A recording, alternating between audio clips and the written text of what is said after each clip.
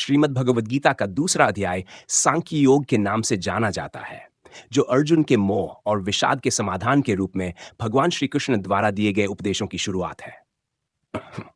यहाँ पर दूसरा अध्याय का पहला खंड प्रस्तुत है। अध्याय 2 सांख्य योग। श्लोक 1। धृतराष्ट्र बोले, अन धर्म क्षेत्रे कुरुक्षेत्रे समवेता युयुत्सव मामका पांडवाश्चैव किम कुवत् संजय। संजय उवाच। संजय बोले, तन तथा कृपया विष्टमश्रु पूर्णाकुलेक्षणम विषीदंतमिदं वाक्यमुवाच मधुसूदन। भगवान श्री कृष्ण बोले, कुतस्त्वा कश्मलमिदं विषमे समुपस्थितम अनार्यजुष्टम स्वर्ग्यम कीर्तिकरम अर्जुन क्लैब्यमा समगम पार्थ नैतत्तव्ययुपत्यते क्षुद्रन हृदय दौर्बल्यन त्यक्त्वोत्तिष्ठ परंतप। अर्जुन उवाच। अर्जुन बोले, खम कथन भीष्म महन संख्य द्रोणं च मधुसूदन इषुभि प्रतियोत्स्यामि पूजार्हावरसूदन। 6th गुरून् हत्वा हि महानुभावान् श्रेष्ठो भोक्तुं भैक्ष्यम्पि लोके हत्वार्थकामांस्तु गुरूनिह भुञ्जीय भोगान् रुधिर प्रदिग्धान् नन् चैतद्विद्म कतरन्नो गरियो यद्वा जयेम यदि वा नो जयेयु यानेव हत्वा न जिजीविषाम ते अवस्थिता प्रमुखे धार्तराष्ट्रा। कार्पण्य दोषोपहत स्वभाव पृच्छामि त्वां धर्मं सम्मूर्छेता यच्छ्रेय स्यान्निश्चितं ब्रूहि तन्मे शिष्यस्ते हंसादि मा त्वां प्रपन्नम् नन् हि प्रपश्यामि ममापनुद्याद् यच्छोकमुच्छोषणमिन्द्रियाणाम् अवाप्य भूमावस्पत्नं मृद्धन् राजन् सुराणां चाधिपत्यम्। संजय उवाच। एव मुक्त्वा हृषिकेशं गुराकेश परन्तप नन् योत्स्य इति गोविन्द मुक्त्वा तूष्णी बभूव। तमुवाच हृषिकेशा प्रहसन्निव भारत सेनयोरुभयोर्मध्ये विषीदन्तमिदं वच श्रीभगवानुवाच। जुडाओ अशोच्यानन् व शोचस्त्वं प्रज्ञावादांश्च भाषसे गतासूंच नानु शोचन्ति पंडिता। यहां भगवान श्री कृष्ण अर्जुन के मोह और शोक का निराकरण करते हुए उन्हें ज्ञान का उपदेश देते हैं। दूसरा अध्याय दूसरा खंड। श्लोक। श्री भगवानुवाच। समापन। देहिनो अस्मिन् यथा देहे कौमारं यौवनं जरा तथा देहांतर प्राप्तिर्धीरस्तत्र न मुह्यति मात्रा स्पर्शास्तु कौन्तेय शीतोष्ण सुख दुःखदा आगमापायनो अनित्यास्तां स्थितिक्षु भारत। माइन येन ही न व्यथयन्त्येते पुरुषं पुरुषर्षभ समदुःख सुखं धीरं सो अमृतत्वाय कल्पते नासतो विद्यते भावो ना भावो विद्यते सतः उभयोरपि दृष्टो अंतस्त्वन्योस्तत्त्वदर्शिभिः। सिंकृष्ण अविनाशी तु तद्विद्धि येन सर्वमिदं ततं विनाशमव्यस्यास्य न कश्चित् कर्तुमर्हति अंतवन्त इमे देहा नित्यस्योक्ता शरीरिन् अनाशिनो अप्रमेयसि तस्माद्युध्यस्व भारत। येन वेत्ति हन्तारन् यश्चैन मन्यते हतम् उभौ तौ न विजानीतो नायन हन्ति न हन्यते न जायते म्रियते वा कदाचिन्नेयं भूत्वा भविता वा न भूय अजो नित्य शाश्वतो उयं पुराणो न हन्यते हन्यमाने शरीरे वेदाविनाशिनं नित्यं ये एन्मजमव्यं कथं स पुरुष पार्थकं घातयति हन्ति कम् वासांसि जीर्णानि यथा विहाय नवानि गृह्णाति नरोपराणि तथा शरीरानि विहाय जीर्णान्यन्यानि संयाति नवानि देहि नैनं छिन्दन्ति शस्त्राणि नैनं दहति पावक न चैनं क्लेदयन्त्यापो न शोषयति मारुत। वाचिस्य अच्छेद्यो अयं दाह्यो इमक्लेद्यो अशोष्येव चेत् नित्य सर्वगत स्थाणुरचलो अयं सनातन अव्यक्तो एमं चिन्त्यो अयं योऽयमुच्यते तस्मादेवं विदित्वैनं नानु शोचितुमर्हसि अथ चैनं नित्य जातं नित्यं वा मन्यसे मृतं तथापि त्वं महाबाहो नैवं शोचितुमर्हसि जातस्य हि ध्रुवो मृत्युर्ध्रुवं जन्म मृतस्य तस्माद् परिहार्ये अर्थे न त्वं शोचितुमर्हसि। ऋत्स्वी नाइट अव्यक्तादीनि भूतानि व्यक्तं धत्यानि भारत अव्यक्तनिधनान्येव तत्र का परिदेवना आश्चर्यवत् पश्यति कश्चिदेनमाश्चर्यवद्वति तथैव चान्य आश्चर्यवच्चैन्मन्य शृणोति श्रुत्वाप्यनं वेदनं चैव कश्चित्। सी देहि नित्यमवद्यो यं देहे सर्वस्य भारत तस्मात् सर्वाणि भूतानि न त्वं शोचितुमर्हसि। इस खंड में भगवान श्री कृष्ण आत्मा के अमरत्व और शरीर के नश्वर होने का ज्ञान देते हैं। वे समझाते हैं कि जैसे पुराने वस्त्र त्याग कर मनुष्य नए वस्त्र धारण करता है, वैसे ही आत्मा पुराने शरीर को त्याग कर नया शरीर धारण करती है। आत्मा को न तो शस्त्र काट सकते हैं, न अग्नि जला सकती है, न पानी गीला कर सकता है और न वायु सुखा सकती है। श्रीमद् भगवद गीता दूसरा अध्याय सांख्य तीसरा खंड। श्री भगवानुवाच सप्रियन स्वधर्ममपि चावेक्ष्य न विकम्पितुमर्हसि धर्म्याद्धि युद्धाश्रयो अन्यत् कक्षत्रियस्येन विद्यते। Fresh, यदृच्छया चोपपन्नं स्वर्गद्वारं पावृतं सुखिनः क्षत्रिया पार्थ लभन्ते युद्धमीदृशम्। अथ चत्वमिमं धर्म्यं संग्रामं न करिष्यसि ततः स्वधर्मं कीर्तिं च हित्वा पापं वाप्स्यसि। अकीर्तिं चापि भूतानि कथयिष्यन्ति ते एव्यां संभावितस्य चाकीर्तिर्विमृणातिरुच्यते। भयाद्रणादुपरतं मन्स्यन्ते त्वां महारथा येषां च त्वं बहुमपतो भूत्वा यास्यसि लाघवम् एच अवाच्यवादांश्च बहून् वदिष्यन्ति तवाहिता निन्दन्तस्तव सामर्थ्यं ततो दुःखतरं नु किम् हतो वा प्राप्स्यसि स्वर्गं जित्वा वा भोक्ष्यसे महीम् तस्मादुत्तिष्ठ कौन्तेय युद्धाय कृतनिश्चय सुख दुःखे समे कृत्वा लाभालाभो जयाजयो ततो युद्धाय युजस्व नैवं पापं वाप्स्यसि। तनिदाय एषा ते उभिहिता सांख्य बुद्धिर्योगे त्विमान् शृणु बुद्ध्या युक्तो या पार्थ कर्मं बन्धं प्रहास्यसि नेहाभिक्रमनाशो आस्ति प्रत्यवायो न विद्यते स्वल्पमप्यस्य धर्मस्य त्रायते महतो भयात्। व्यवसायात्मिका बुद्धिरेके कुरुनन्दन बहुशाखा ह्यनन्ताश्च बुद्धिहा व्यवसायिनाम् यामिमां पुष्पितां वाचन प्रवदन्त्य विपश्चितो वेदवादरता पार्थ नान्यदस्तीति वादिना कामात्माना स्वर्गपरा जन्मकर्म फलप्रदां क्रिया विशेष बहुलां भोगैश्वर्य गतिं प्रति भोगैश्वर्य प्रसक्तानां तयाभिरुत चेतसां व्यवसायात्मिका बुद्धि समाधान विधीयते।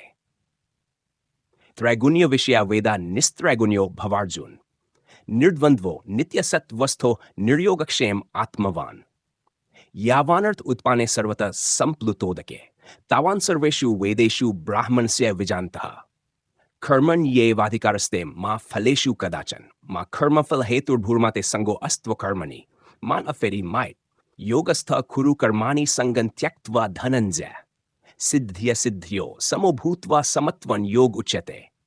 एशिकान दूरेण हयवरं कर्म बुद्धियोगात् धनञ्जय बुद्धौ शरणमन्विच्छ कृपणा फल हेत्वा बुद्धियुक्तो जहाति उभे सुकृत दुष्कृते तस्माद् योगाय युजस्व योग कर्मसु कौशलम् कर्मंजन बुद्धियुक्ता ही फलं त्यक्त्वा मनीषिन् जन्मबन्ध विनिर्मुक्ता पदन् गच्छन्त्यनाम्यम्। यदा ते मोहक्लिलं बुद्धिर्व्यतितरिष्यति तदा गन्तासि निर्वेदन श्रोतव्यस्य श्रुतस्य च श्रुति विप्रतिपन्ना ते यदा स्थास्यति निश्चला समाधावचला बुद्धिस्तदा योगं वाप्स्यसि। इस खंड में भगवान श्री कृष्ण अर्जुन को कर्तव्य का बोध कराते हुए कहते हैं कि अपने धर्म के अनुसार युद्ध करना ही श्रेष्ठ है। वे अर्जुन को कर्मयोग का उपदेश देते हैं जिसमें निष्काम कर्म फल की इच्छा के बिना कर्म को करने पर जोर दिया गया है।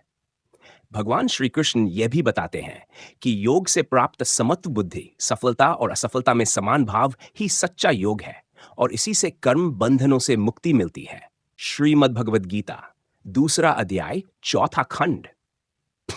अर्जुन उवाच स्थितवृक्षस्य का भाषा समाधिस्थस्य केशव स्थित धी किम प्रभाषेत किमासीत व्रजेत किम वृषेन प्रजाति यदा कामान सर्वान् पार्थ मनोगतान् आत्मनेवात्मना तुष्ट स्थितवृक्षदोच्यते दुहखेष्वनुद्विग्नमना सुखेषु विगतस्पृहि वीतरागभयक्रोध स्थित धीर मुनिरुच्यते ये सर्वत्रान् भिस्ने हस्तत्तत् प्राप्य शुभाशुभम् नाभिनन्दति न द्वेष्टि तस्य प्रज्ञा प्रतिष्ठिता। यदा संहरते चायं कूर्मो ओंगानिव सर्वश इन्द्रियाणीन्द्रियार्थेभ्यस्तस्य प्रज्ञा प्रतिष्ठिता विषया विनिवर्तन्ते निराहारस्य देहिन् रसवर्जन रसो अप्यस्य परं दृष्ट्वा निवर्तते यततो ह्यपि कौन्तेय पुरुषस्य विपश्चित् इंद्रियाणि प्रमाथीनि हरन्ति प्रसभं मन स्वक्स्त्युवन् तानि सर्वाणि संयम्य युक्त आसीत् मत्पर वशे हि यस्येन्द्रियाणि तस्य प्रज्ञा प्रतिष्ठिता। ध्यायतो विषयान् पुंस संगस्तेषुपजायते संगात् संजायते काम कामात् क्रोधो उभिजायते क्रोधात् भवति सम्मोह सम्मोहात् स्मृति विभ्रम स्मृति भ्रंशात् बुद्धिनाशो बुद्धिनाशात् प्रणश्यति रागद्वेषवियुक्तैस्तु विषयान् इन्द्रियाश्चरन् आत्मवश्यैर्विधेयात्मा प्रसादमधिगच्छति। प्रसादे सर्वदुःखानां हानिरस्योपजायते प्रसन्नचेतसो ह्याशु बुद्धिः पर्यवतिष्ठते नास्ति बुद्धिर्युक्तस्य न चायुक्तस्य भावना नन चाभावयत शांतिरशांतस्य कुतः सुखम्। इंद्रियाणा हि चरतां यन्मनो अनुविधीयते तदस्य हरति प्रजां वायुरनिवन्निवमिवाम्भसि। तस्माद्यस्य महाबाहो निगृहीतानि सर्वश इंद्रियाणि इंद्रियार्थेभ्यस्तस्य प्रज्ञा प्रतिष्ठिता। सुठाय या निशा सर्वभूतानां तस्यां जागृति संयमी यस्यां जागृति भूतानि सा निशा पश्यतो मुने आपूर्यमान मंचल प्रतिष्ठन समुद्रमाप प्रविशन्ति यद्वत् तद्वत् कामा यम प्रविशन्ति सर्वे स शांति मापनोति न काम कामी। सभी विहाय कामानि सर्वान् पुमांश्चरति निष्प्रिय निर्मो निर्हंकार स शांति मदिगच्छति। एष ब्राह्म्योस एषा ब्राह्मी स्थिति पार्थ नैनां प्राप्य विमुह्यति स्थित्वास्यामन्तकाले अपि ब्रह्म निर्वाण मृच्छति। सारांश इस खंड में अर्जुन के प्रश्न का उत्तर देते हुए भगवान श्री कृष्ण स्थित प्रज्ञन या स्थिर बुद्धि वाले व्यक्ति के लक्षण बताते हैं। श्री कृष्ण बताते हैं कि स्थित प्रज्ञ वह व्यक्ति है जो सभी इच्छाओं को त्याग कर आत्म संतोष में स्थित रहता है, जिसे न सुख प्रभावित करता है न दुख। ऐसे व्यक्ति की इंद्रियां पूर्ण रूप से नियंत्रण में होती हैं।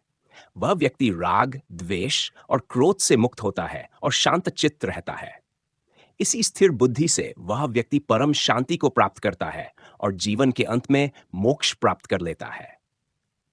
यहां भगवान श्री कृष्ण अर्जुन को संभाव, इंद्रिय निग्रह और आत्मसंयम का महत्व समझाते हैं, जिससे व्यक्ति सांसारिक बंधनों से मुक्त होकर ब्रह्म ज्ञान प्राप्त कर सकता है। श्रीमद् भगवद गीता 2 अध्याय शस्त्र 5वां खंड श्लोक अर्जुन उवाच स्थितप्रज्ञस्य का भाषा समाधिस्थस्य केशव स्थिति किम प्रभाषेत किमासीत व्रजेत किम।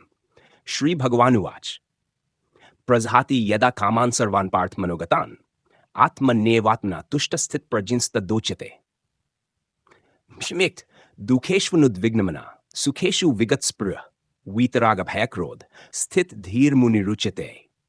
ये सर्वत्रान् भिस्ने हस्तत्तत्प्राप्य शुभाशुभम नाभिनंदति न द्वेष्टि तस्य प्रज्ञा प्रतिष्ठिता।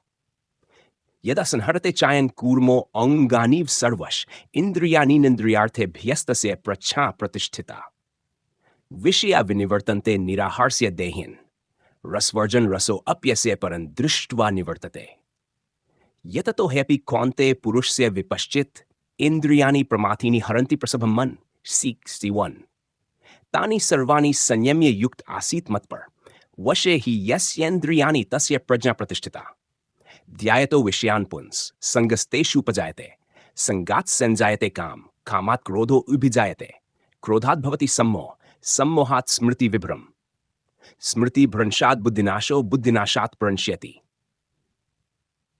रागद्वेषवियुक्तस्तु विषयान् इन्द्रियाश्चरन् आत्मवश्यैर्विधेयात्मा प्रसादमधिगच्छति। प्रसादे सर्वदुःखानां हानिरस्योपजायते प्रसन्नचेतसो ह्याशु बुद्धि पर्यवतिष्ठते।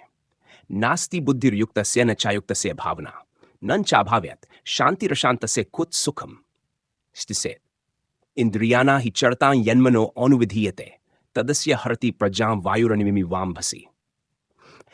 तस्माद्यस्य महाबाहो निगृहीतानि सर्वश इंद्रियाणीन्द्रियार्थेभ्यस्तस्य प्रज्ञा प्रतिष्ठिता। शिफ्टाइन या निशा सर्वभूतानां तस्यां जागृति संयमी यस्यां जागृति भूतानि सा निशा पश्यतो मुने आपूर्यमान मचल प्रतिष्ठन समुद्रमाप प्रविशन्ति यद्वत् तद्वत् कामा यम प्रविशन्ति सर्वे स शांति मापनोति न काम कामी। विहाय कामानि सर्वान् पुमांश्चरति निष्प्रिय निर्मो निर्हंकार स शांतिमदि गच्छति विद्वान्। एषा ब्राह्मी स्थिति पार्थ नैनां प्राप्य विमुह्यति स्थित्वास्यामन्तकाले अपि ब्रह्म निर्वाण मृच्छति। सारांश इस खंड में भगवान श्री कृष्ण अर्जुन को स्थित प्रज्ञ व्यक्ति के लक्षण समझाते हैं। स्थित प्रज्ञ वह है जो सभी इच्छाओं का त्याग कर आत्मिक संतोष में स्थित रहता है। वह न सुख में उत्तेजित होता है न दुख में विचलित। ऐसे व्यक्ति की इंद्रियां पूर्ण नियंत्रण में होती हैं और वह राग, द्वेष, क्रोध, भय आदि से मुक्त होता है। श्री कृष्ण यह भी समझाते हैं कि इस प्रकार की स्थिर बुद्धि वाला व्यक्ति शांति और मोक्ष की प्राप्ति करता है। श्रीमद् भगवद गीता 2 अध्याय श्लोक 6 खंड। दूसरे अध्याय में कुल 22 श्लोक हैं, लेकिन यहाँ मैं आपको छठे खंड के अनुसार श्लोक 6 से 8 तक का सारांश दे रहा हूँ। श्लोक 3 इति गुह्यतमं शास्त्रमिदमुक्तं मयानघ तत्सर्वं तव विदितं तद्वज्ञापयति न नोत्सीत्से तेन। इस्वासि भूतानि ते समाहितानि च तादृश एश्चेद्विषय वर्गस्य तस्माद्यत् यथापि स ये धर्मार्थ विषयं मन्यते च परेण्य तस्माद् धर्ममयं प्रतिज्ञाय विदितं व्रजे। यदि च तत्त्वमस्ति तस्यास्य धर्मस्य प्रतिज्ञा सर्वजन हि यथा ज्ञेयमकर्मणो अविनाशिनं तन्म्यत्विनाप्यस्मिन् चैतन्य नित्यमस्ति स यत्र तत्र चतुर्वेदान् देहिनो अविज्ञानत स इत्युक्त्वा भगवान पार्थन एष कथा यति राघव सुमहद विज्ञान संयुक्तन चित्तन द्विविधम मया। सारांश, इस खंड में भगवान श्री कृष्ण ने अर्जुन को संज्ञान और ध्यान की महत्ता समझाते हुए कहा है कि ज्ञान, विवेक और निरंतरता से व्यक्ति अपने कर्मों में स्थिरता प्राप्त कर सकता है। वह यह भी बताते हैं कि अपने कर्मों के प्रति सजग रहना और निष्काम भाव से करना ही सही मार्ग है। सभी श्लोकों में ध्यान केंद्रित किया गया है कि कैसे एक व्यक्ति को अपनी बुद्धि, विवेक और आत्मा के प्रति जागरूक रहना चाहिए ताकि वह सही मार्ग पर चल सके और आत्मज्ञान की ओर अग्रसर हो सके। श्रीमद् भगवद गीता का दूसरा अध्याय, जिसे सांख्य योग कहा जाता है, जीवन के गहरे तत्वों और ज्ञान को प्रस्तुत करता है। इसमें भगवान श्री कृष्ण ने अर्जुन को ज्ञान, कर्म और धर्म के विषय में महत्वपूर्ण उपदेश दिए हैं। दूसरे अध्याय का 7वां खंड श्लोक 100 इस प्रकार है। श्लोक 6 इंद्रियाणि मनोभूत्वा मनसंयत्नम्यहम् तस्मात् यत्तु बुद्ध्यस्मान् तद्विनिष्टं सदा म्यम्। व्याख्या, इस श्लोक में भगवान श्री कृष्ण अर्जुन से कहते हैं कि इंद्रियां मन के अधीन होती हैं। मन यदि इंद्रियों को नियंत्रित नहीं करता तो वे हमेशा भटकती रहती हैं। इसलिए मन को साधना अत्यंत आवश्यक है ताकि व्यक्ति अपने लक्ष्य को प्राप्त कर सके। श्रीमद् भगवद गीता के दूसरे अध्याय का 8वां खंड, जिसे सांख्य योग कहा जाता है, में भगवान श्री कृष्ण अर्जुन को आत्मा के स्वभाव, जीवन और मृत्यु के चक्र और योग के महत्व के बारे में समझाते हैं। मुख्य विषय 1, आत्मा का अमरत्व। श्री कृष्ण बताते हैं कि आत्मा अजर और अमर है। शरीर के विनाश के बाद आत्मा कभी नहीं मरती। टाओ, कर्म का महत्व। कर्मों को उचित रूप से करना और फल की चिंता न करना सिखाया जाता है। व्यक्ति को अपने कर्तव्यों का पालन करते रहना चाहिए। ज्ञान और कर्म, ज्ञान और कर्म के संतुलन के बारे में बताया जाता है। सही ज्ञान के बिना कर्म अधूरे होते हैं। 4, संकल्प का महत्व। आत्मा की पहचान करने के लिए और अपने कर्तव्यों के प्रति संकल्पित रहना आवश्यक है। इस खंड में अर्जुन के संकोच और भय को भी दर्शाया गया है और कैसे भगवान कृष्ण उसे सही मार्ग पर ले जाने का प्रयास करते हैं। श्रीमद् भगवद गीता का दूसरा अध्याय का 9वां खंड अर्जुन के भय और संकोच को समाप्त करने तथा उसे सही मार्ग पर चलने के लिए प्रेरित करने का कार्य करता है। इस खंड में निम्नलिखित महत्वपूर्ण बिंदुओं पर चर्चा की गई है। मुख्य विषय 1, अर्जुन का मनोबल। इस खंड में अर्जुन अपने कर्तव्य को निभाने में हिचकिचा रहा है और श्री कृष्ण उसे समझाते हैं कि युद्ध करना उसका धर्म है। 2, कर्मों का फल। श्री कृष्ण अर्जुन को बताते हैं कि उसे अपने कर्तव्यों का पालन करना चाहिए और अपने कार्यों के परिणामों को भगवान पर छोड़ देना चाहिए। योग की सिद्धि। इस खंड में योग की विभिन्न प्रकारों का उल्लेख होता है, जैसे कर्मयोग, ज्ञान योग और भक्ति योग। श्री कृष्ण अर्जुन को यह समझाते हैं कि सही दृष्टिकोण से कार्य करने पर मन की शांति और संतोष प्राप्त होता है। संतुलन। इस खंड में यह भी बताया गया है कि व्यक्ति को सुख दुख, लाभ हानि और मान अपमान के प्रति सम रहना चाहिए। आत्मा की पहचान। अंत में आत्मा की शाश्वतता और उसके अमृतत्व का ज्ञान अर्जुन को दिया जाता है, जिससे वह अपने कर्तव्यों का पालन करने के लिए प्रेरित होता है। इस खंड में अर्जुन के मन के द्वंद्व और श्री कृष्ण के ज्ञान का सामंजस्य स्थापित करने का प्रयास किया जाता है। श्रीमद् भगवद गीता के दूसरे अध्याय का 10वां खंड अर्जुन के मन की अशांति को दूर करने के लिए भगवान श्री कृष्ण की दिव्य शिक्षा की शुरुआत का सूचक है। इस खंड में भगवान कृष्ण अर्जुन को युद्ध भूमि में निराश और भ्रमित देखकर उसे गहरे आध्यात्मिक ज्ञान का उपदेश देना शुरू करते हैं। प्रमुख विषय अर्जुन की निराशा। इस खंड की शुरुआत में अर्जुन अपने कर्तव्यों को लेकर अत्यधिक असमंजस और चिंता में होता है। वह अपने ही संबंधियों और गुरुजनों के खिलाफ युद्ध करने को लेकर मानसिक कष्ट में है। डा कृष्ण का धैर्यपूर्वक उत्तर। श्री कृष्ण अर्जुन की इस अवस्था को देखकर मुस्कुराते हैं और उसे आत्मज्ञान का उपदेश देना शुरू करते हैं। भगवान कृष्ण अर्जुन को यह समझाने लगते हैं कि उसकी चिंता और शोक का कारण उसका मोह और अज्ञान है। आत्मा का अमृतत्व। भगवान श्री कृष्ण आत्मा की अमरता का उपदेश देना प्रारंभ करते हैं, जो इस अध्याय का एक महत्वपूर्ण हिस्सा है। वे कहते हैं कि आत्मा न तो जन्म लेती है और न ही मरती है। यह अजर, अमर और अविनाशी है। शरीर नाशवान है, परंतु आत्मा शाश्वत है। फॉर कर्म का महत्व। भगवान कृष्ण ये भी संकेत देते हैं कि अर्जुन का धर्म खड़वी एक क्षत्रिय के रूप में युद्ध करना है और उसे इस धर्म का पालन करना चाहिए, चाहे परिणाम कुछ भी हो। इस प्रकार इस खंड में अर्जुन के मानसिक संघर्ष और शोक को दूर करने के लिए भगवान कृष्ण उसे आत्मा, जीवन और कर्तव्य के बारे में गहन ज्ञान प्रदान करना शुरू करते हैं। यह उपदेश आगे चलकर पूरी भगवद गीता में विस्तार पाता है। श्रीमद् भगवद गीता के दूसरे अध्याय का 11वां खंड बहुत महत्वपूर्ण है, क्योंकि इसमें भगवान श्री कृष्ण अर्जुन को आत्मा के बारे में पहला गहन उपदेश देते हैं। इस खंड में भगवान कृष्ण अर्जुन के शोक और मोह का निवारण करते हैं और उसे यह समझाते हैं कि वह जिनके लिए शोक कर रहा है उनके बारे में उसका दृष्टिकोण गलत है। यह खंड आत्मा की शाश्वतता, ज्ञान और विवेक के महत्व पर आधारित है। प्रमुख बिंदु 1. अर्जुन का शोक अनुचित है। श्री कृष्ण कहते हैं कि अर्जुन का शोक करना अनुचित है, क्योंकि वह उन लोगों के लिए शोक कर रहा है जो वास्तव में अमर है। शरीर की मृत्यु होती है, लेकिन आत्मा कभी नहीं मरती। आत्मा अजर, अमर और अविनाशी है।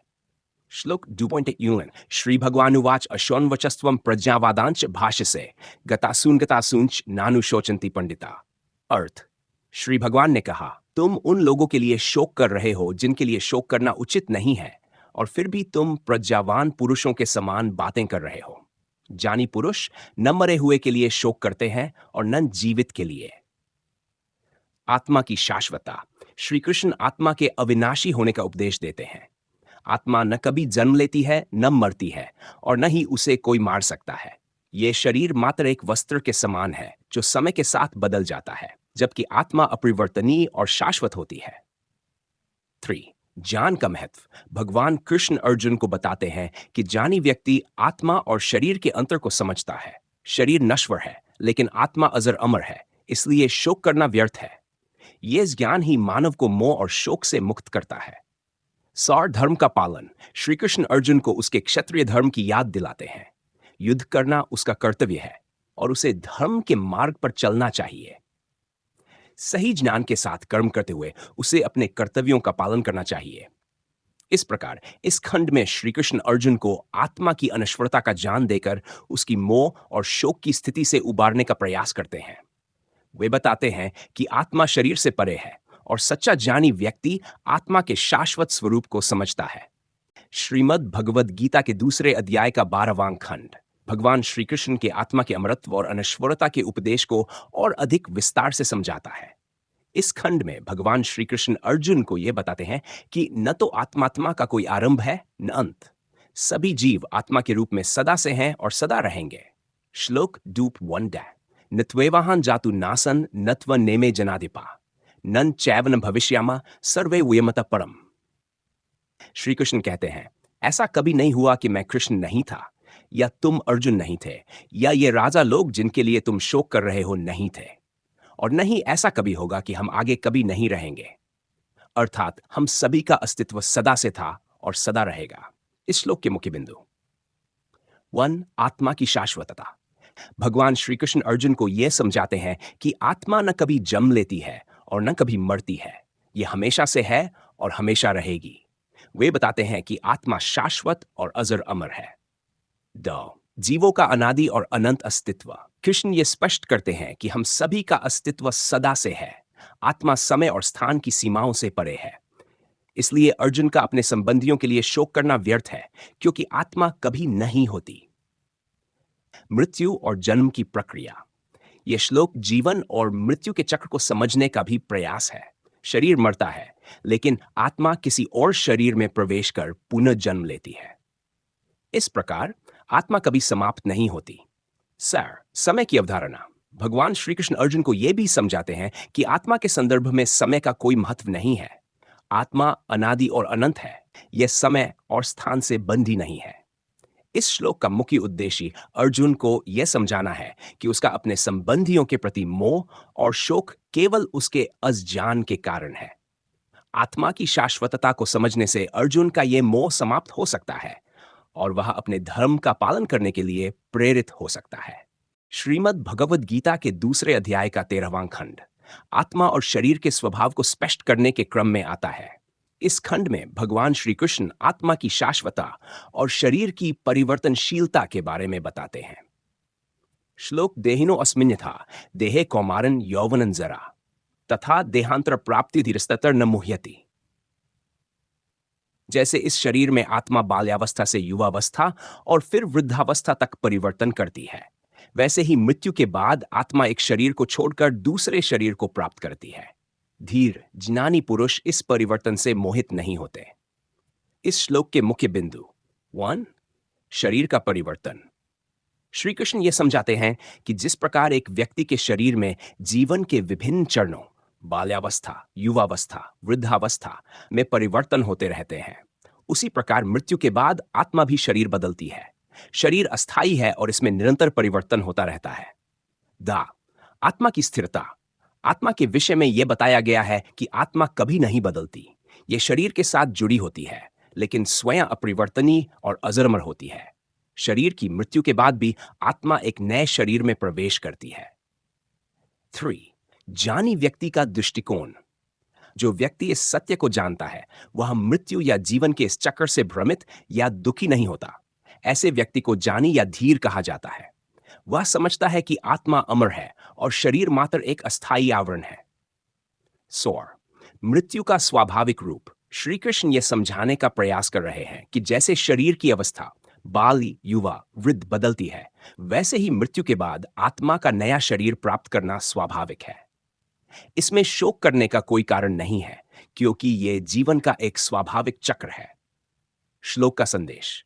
इस श्लोक के माध्यम से भगवान श्री कृष्ण अर्जुन को यह समझाना चाहते हैं कि आत्मा नित्य और अविनाशी है। केवल शरीर बदलता है, आत्मा नहीं।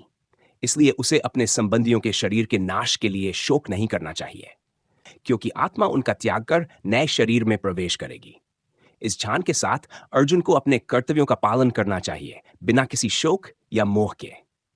श्रीमद् भगवद गीता के दूसरे अध्याय का 14वां खंड जीवन में सुख दुख, गर्मी ठंडी, मान अपमान आदि द्वंद्वों को सहन करने और उनसे ऊपर उठने की शिक्षा देता है। इस श्लोक में भगवान श्री कृष्ण अर्जुन को संसार के अनुभवों को संभाव से लेने का उपदेश देते हैं। श्लोक 2:4 मात्रा स्पर्शास्तु कौन्तेय शीतोष्ण सुख दुख दा आगमापाइनो नित्यास्तान स्थितिक्षस्व भारत।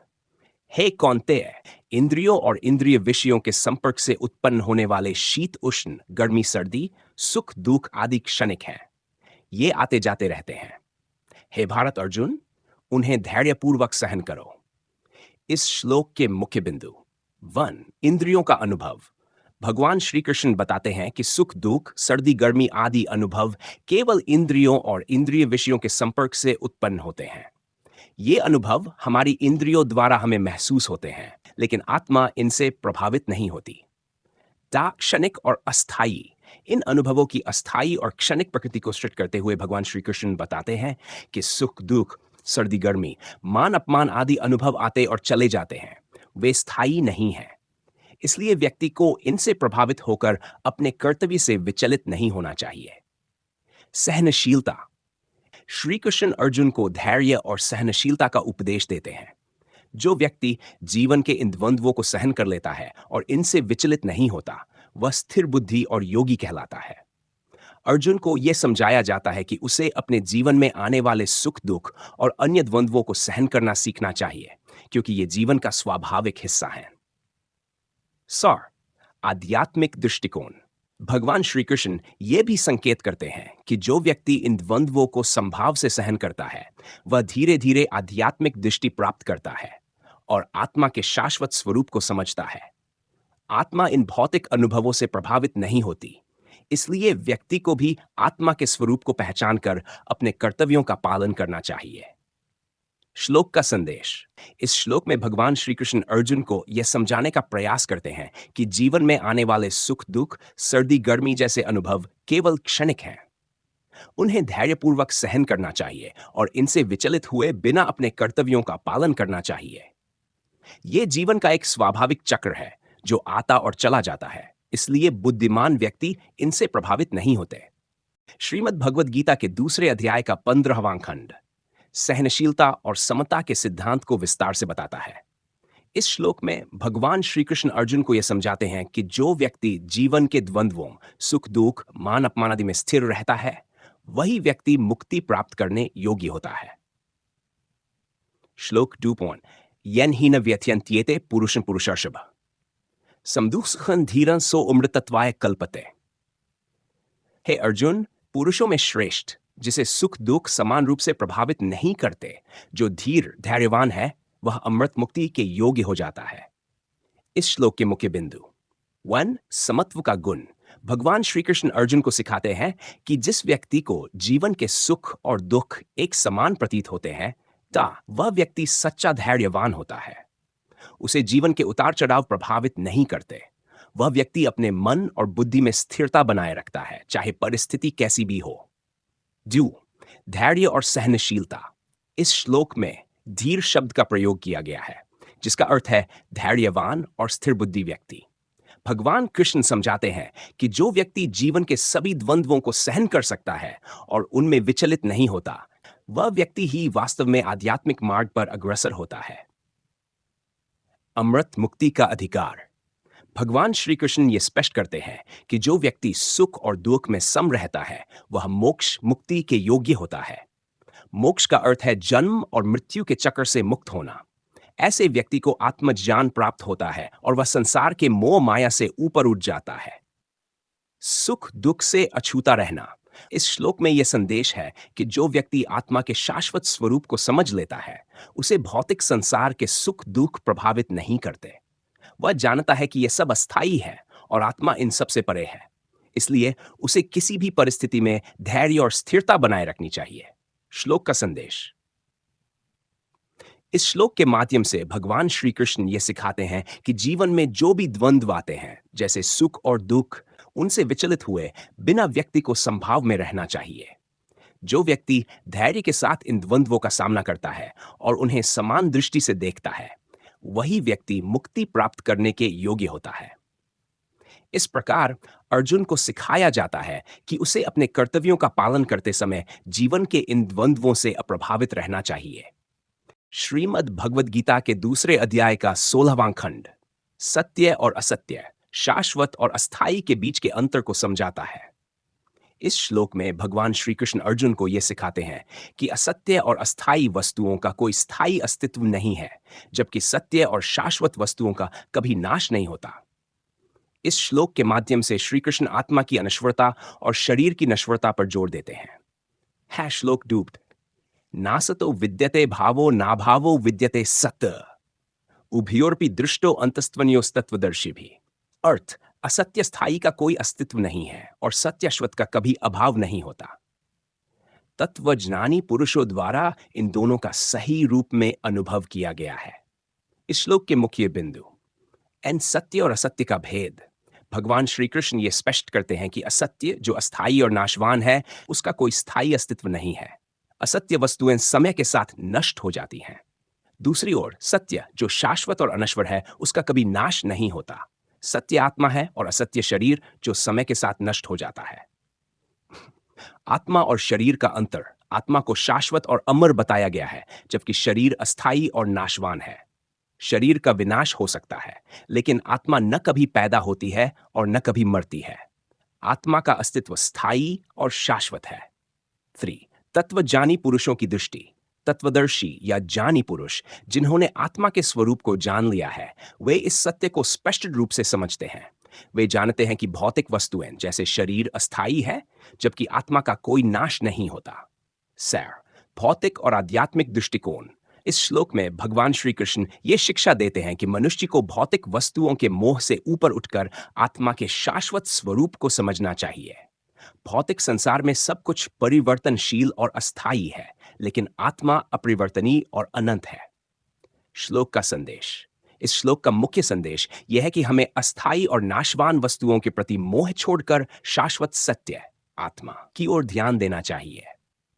भगवान श्री कृष्ण अर्जुन को यह समझाने की कोशिश कर रहे हैं कि वह अपने संबंधियों के शरीर के नाश के बारे में शोक न करें, क्योंकि शरीर असत्य और अस्थायी है। आत्मा जो शाश्वत है, उसका कोई विनाश नहीं है। इस प्रकार अर्जुन को अपने कर्तव्यों का पालन करते समय आत्मा के शाश्वत स्वरूप पर ध्यान देना चाहिए। श्रीमद् भगवद गीता के दूसरे अध्याय का 17वां खंड आत्मा के शाश्वत और अनश्वर स्वरूप पर जोर देता है। इस श्लोक में भगवान श्री कृष्ण अर्जुन को आत्मा की सर्वव्यापकता और अविनाशी गुण के बारे में बताते हैं। यह श्लोक आत्मा के वास्तविक स्वरूप की गहन समझ प्रदान करता है, जो शारीरिक सीमाओं से परे है। श्लोक 2 अविनाशी तु तद्विद्येन सर्वमिदं ततम् विनाशमव्यस्यासि न कश्चित् कर्तुमर्हति। अर्थ, उस अविनाशी आत्मा को जानो जिसके द्वारा यह समस्त जगत व्याप्त है। उस अविनाशी आत्मा का कोई विनाश नहीं कर सकता। इस श्लोक के मुख्य बिंदु आत्मा का अविनाशी स्वरूप। भगवान श्री कृष्ण आत्मा के अविनाशी और शाश्वत गुण को स्पष्ट करते हैं। आत्मा का न तो किसी भी प्रकार से विनाश किया जा सकता है, न ही इसे कोई नष्ट कर सकता है। यह सृष्टि के सभी हिस्सों में व्याप्त है और हर जीव के भीतर विद्यमान है। डा सर्वव्यापी आत्मा। आत्मा समस्त जगत में व्याप्त है, अर्थात यह केवल किसी एक व्यक्ति या शरीर तक सीमित नहीं है। यह सभी जगह सभी जीवों में समान रूप से विद्यमान है। इसका कोई प्रारंभ या अंत नहीं है। शरीर और आत्मा का भेद। शरीर नाशवान है और इसका विनाश होता है, लेकिन आत्मा अविनाशी है। इसे कोई हथियार काट नहीं सकता, इसे कोई जल नहीं सकता, इसे कोई हवा सुखा नहीं सकती। आत्मा इन सभी भौतिक सीमाओं से परे है। आध्यात्मिक ज्ञान। भगवान श्री कृष्ण अर्जुन को यह समझाने का प्रयास कर रहे हैं कि उसे आत्मा के शाश्वत स्वरूप को समझना चाहिए। शरीर के नाश से उसे विचलित नहीं होना चाहिए, क्योंकि आत्मा अमर और अविनाशी है। आत्मा का कोई विनाश नहीं कर सकता, चाहे जो भी हो। श्लोक का संदेश। इस श्लोक के माध्यम से भगवान श्री कृष्ण यह बताते हैं कि आत्मा अविनाशी, शाश्वत और सर्वव्यापी है। यह शरीर के नाश के बाद भी बना रहता है और इसे किसी भी भौतिक शक्ति से नष्ट नहीं किया जा सकता। अर्जुन को इस सत्य को समझने के लिए प्रेरित किया जा रहा है, ताकि वह अपने संबंधियों के शरीर के नाश पर शोक न करें और अपने कर्तव्यों का पालन करते रहें। इस श्लोक का संदेश हमें यह सिखाता है कि हमें शरीर के विनाश से डरना या शोक नहीं करना चाहिए, क्योंकि आत्मा अमर है। आत्मा सदा से है और सदा रहेगी और इसे कोई नष्ट नहीं कर सकता। श्रीमद् भगवद गीता के दूसरे अध्याय का 18वां खंड शरीर की नश्वरता और आत्मा की अमरता का स्पष्टीकरण देता है। इस श्लोक में भगवान श्री कृष्ण अर्जुन को यह बताते हैं कि शरीर नाशवान है, लेकिन आत्मा शाश्वत, अविनाशी और अनंत है। अंतवंत इमे देहा नित्यस शरीरिन अनाशिनो अप्रमेयसी तस्माद् युध्यसु भारत। अर्थ, ये शरीर नाशवान है, परंतु इनमें रहने वाली आत्मा नित्य, अविनाशी और अप्रमेय है। इसलिए हे भारत, तुम युद्ध करो। इस श्लोक के मुख्य बिंदु 1 शरीर का नाशवान स्वरूप। भगवान श्री कृष्ण कहते हैं कि शरीर का अंत निश्चित है। शरीर अस्थायी है और समय के साथ नष्ट हो जाएगा। शरीर का जन्म होता है और अंत में उसकी मृत्यु होती है। आत्मा का शाश्वत स्वरूप। शरीर के विपरीत आत्मा शाश्वत और अविनाशी है।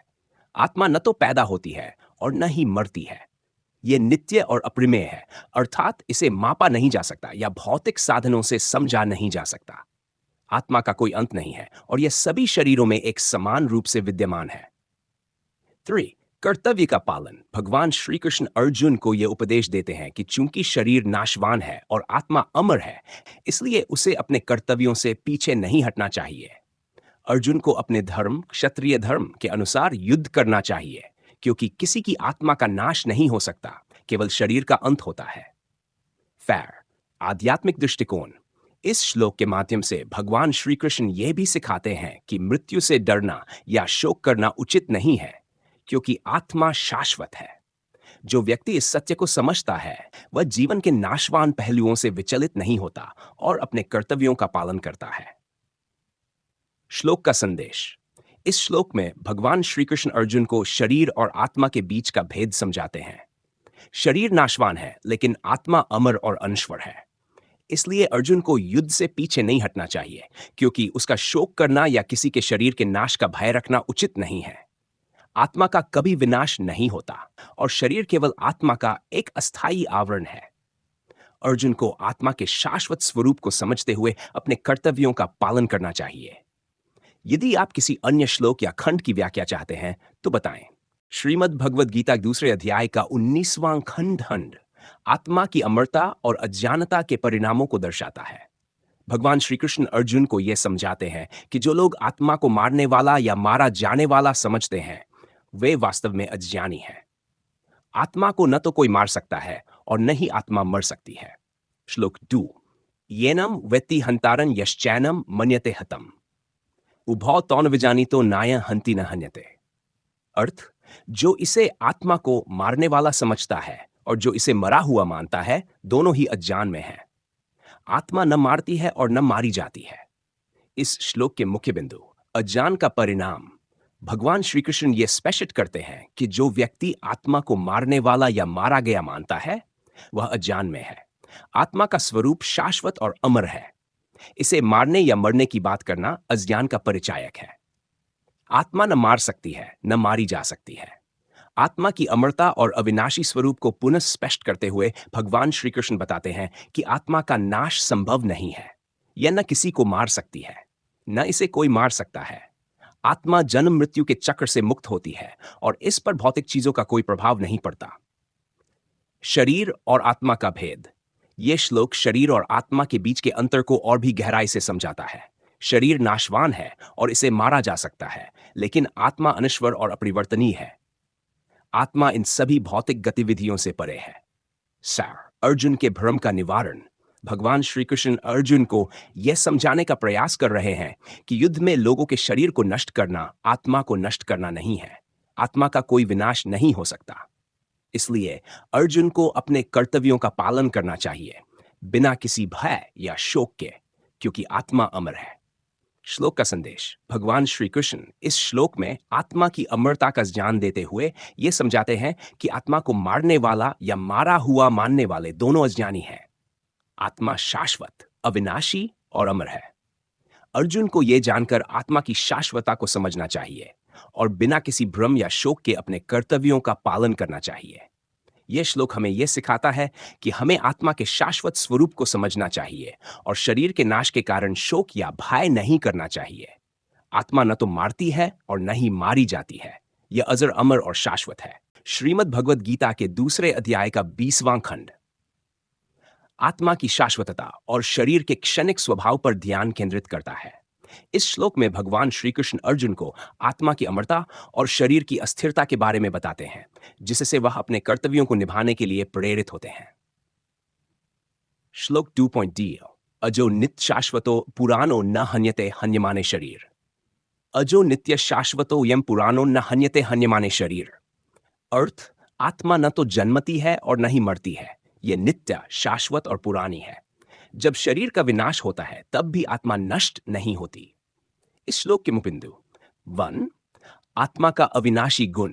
भगवान श्री कृष्ण ये बताते हैं कि आत्मा अविनाशी है। इसका न तो जन्म होता है और न ही मृत्यु।